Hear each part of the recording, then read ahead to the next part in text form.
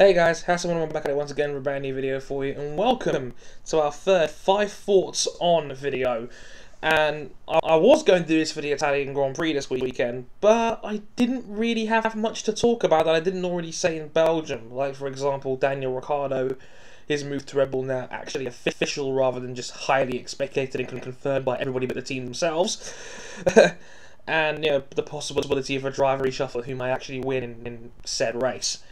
Instead, I wanted to talk a little bit more about the 2014 draft calendar, which has just come out.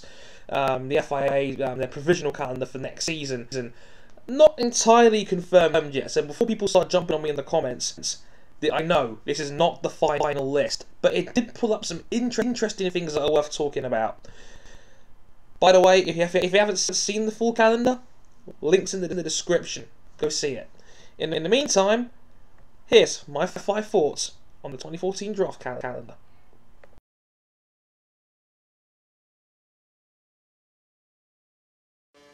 Okay, let's first take a look at the 3 new tracks that have been added to the provisional 21 race calendar for next season. The Sochi track in Russia, Mexico City and Austria. I'll talk a little bit more about Austria in part 4 of this video, but it is nice to see an old school track which everybody seems to like back on the calendar. I don't think anybody was particularly negative towards the Red Bull Ring, or A1 Ring, or whatever you want to freaking call it now. Originally when it was on the F1 calendar, and I always liked it as a track as well. Really high speed and whatnot, so it's good to see that back on the calendar. Russia is interesting.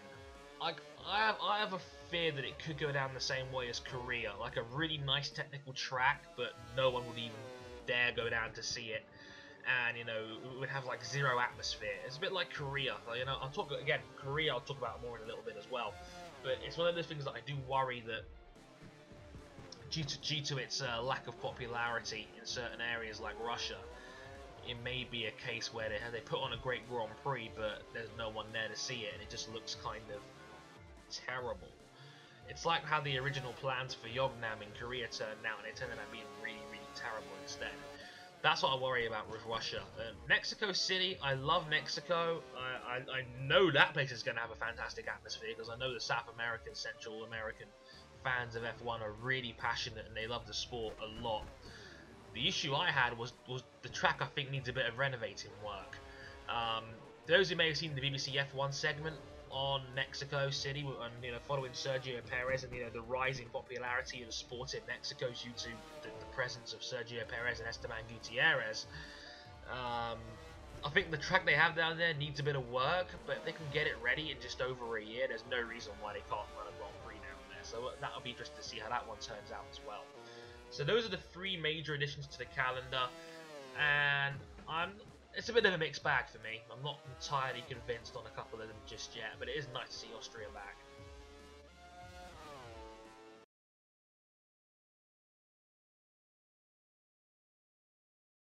So how about the 2 tracks that didn't make it into next year's calendar? The 2 major losses have been the Valencia Street Circuit and the Indian Grand Prix, which is taking a sabbatical for a year when we're coming back in 2015.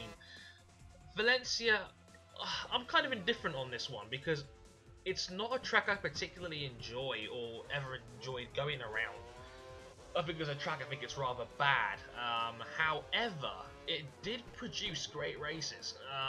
That tends to be the pattern, and it's kind of weird that, you know, it's a hard thing to juggle between what the drivers want and what the fans want in terms of a racetrack. But Valencia did produce good racing, and maybe that's more important to us, the fan. It's just kind of a shame, really. But India, on the other hand, I'm glad to see it's not going away permanently. I think it's one of the better designed tilt circuits. I think the Indian fans and the atmosphere they generate is great. Also, it's going to be nice for it to see on a different part of the calendar, because I'm hearing it could be coming back as a 2015 season opener, maybe. Ahead of Australia, like what Bahrain used to be for a couple of years. I wouldn't mind seeing that. The track probably a little bit cooler, wouldn't be so ridiculously warm all the time, and you know, I think overall it works. I do like it. I think it's one of the better designed tilt tracks. So It's a shame that India won't be around next year, but I'm glad to hear it's not permanent. I'm not sure what's going to happen to Valencia, but I wouldn't really mind seeing the back of it personally. Again, let me know what you guys think.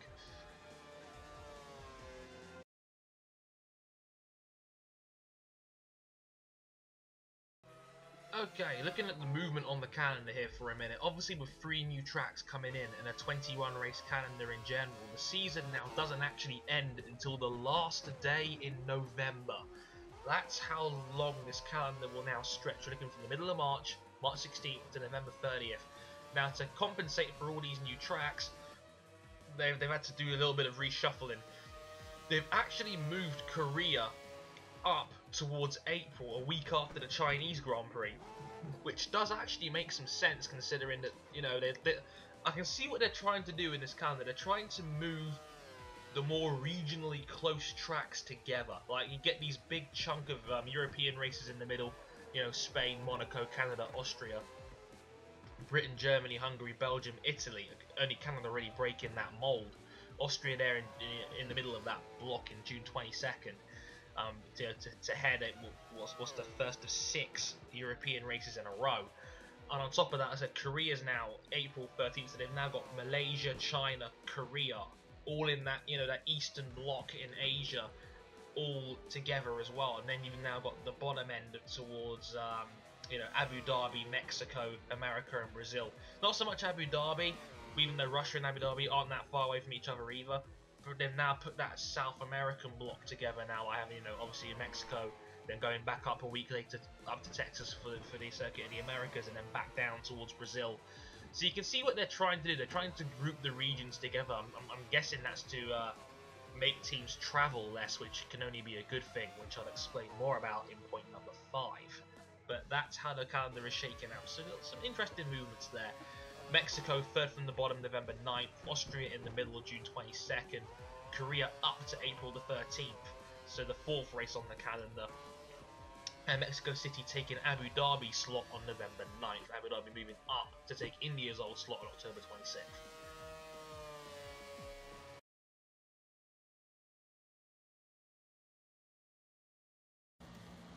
Speaking of Austria from earlier on, it is nice to see the A1 ring back. I'm trying my hardest not to call it the Red Bull ring, by the way. I think it's a terrible name change, but Red Bull is Austrian, it's owned by an Austrian dude, so of course it was going to get branded with that name all over it, but it's the A1 ring to me, damn it. Anywho, I have to wonder, is it now too short for modern Formula 1? You know, with the gap in the field between the top and the bottom much bigger than what it used to be.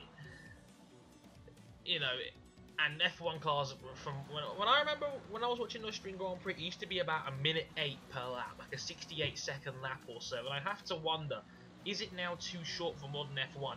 Given the pace that some of these cars are going at now, the leaders will probably be lapping the back of markers 3 or 4 times during a race, and you know they'd be lapping them maybe lap 15, 16 or so. It'd be ridiculously how far behind, you know, they are compared to the rest of the field.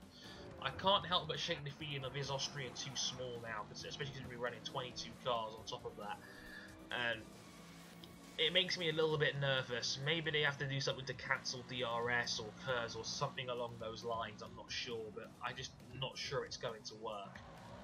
Again, let me know what you guys think.